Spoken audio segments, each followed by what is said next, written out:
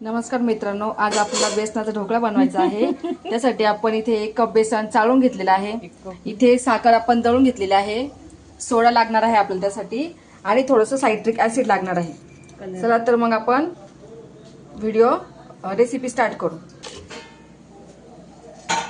आपण त्या बेसनामध्ये चवीनुसार मीठ टाकतोय, थोडंसं तेल, इथं आपण हळदीचा वापर न करता कलरचा वापर करत आहे आपण।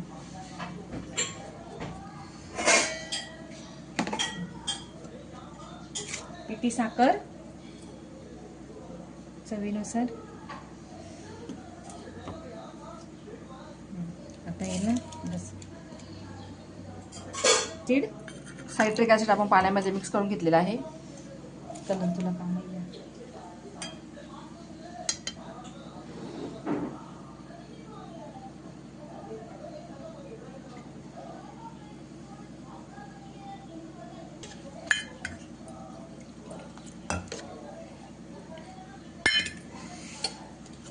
आता मिक्स करायचं त्याने।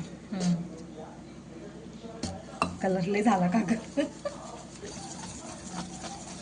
ते व्यवस्थित चांगलं मिक्स करून घ्यायचं आणि पाणी एकदम असं नाही टाकायचं, जसं लागेल तसं त्याप्रमाणे टाकत चालायचं, थोडं थोडं थोडं थोडं। आता मी पीठ घेऊनच घेते, पाणी घे अजूनच। त्याचं बॅटर पातळ पण नाही झालं पाहिजे आणि घट्ट पण नाही झालं पाहिजे, असं हाताला असं एकदम हलकं लागलं पाहिजे, तेव्हा ते छान फुलणं ढोकळा येतो वरती। थोडंसं वाटते घट्ट। सोडा काढात 1 चमचा। आता आपण या वाटी सोडा घेतलेला आहे, सोड्यात थोडंसं पाणी ऍड करतोय।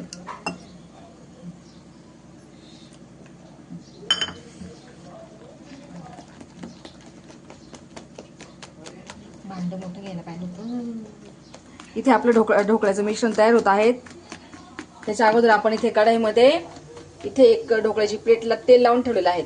ढोकळा करण्याच्या अगोदर आपण पहिले इथे कढईत पाणी घेऊन कधीही पण ढोकळ्याची प्लेट गरम करून घ्यायची।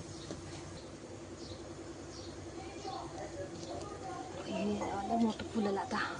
मित्रांनो, आता आपण इथे ढोकळ्याचं बॅटर रेडी होण्यासाठी ठेवलेले आहे। तोपर्यंत आपण इकडं ढोकळ्याला फोडणी देण्याची तयारी करून घेत आहोत। त्यासाठी आपण इथे कढीपत्ता, हिरवी मिरची, कोथिंबीर आणि मोहरी हे घेतलेले आहे। इथे आपण एक पातेलं घेतलेलं आहे। आता पातेल्यात आपण तेल टाकणार आहोत।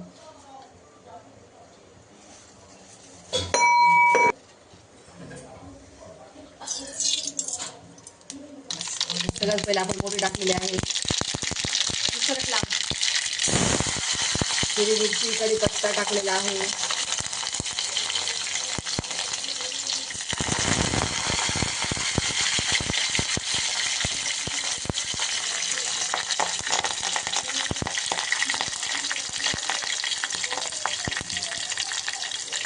आता आपला ढोकळा झाला का नाही आपण बघू।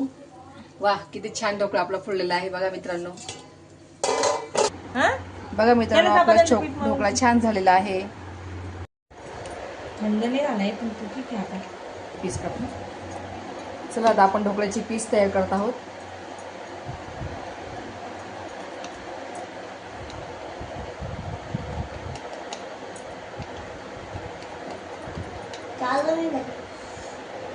पाणी पण नाही वाटायला मला लागणार। बघा, आपण आता फोडणी टाकत आहोत ढोकळ्यावर।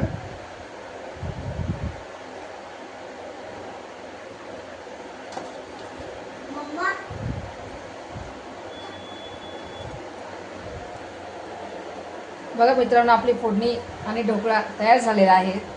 व्हिडिओ नक्की बघा, व्हिडिओला लाईक करा, सबस्क्राईब करा आणि ढोकळा नक्कीच करून बघा।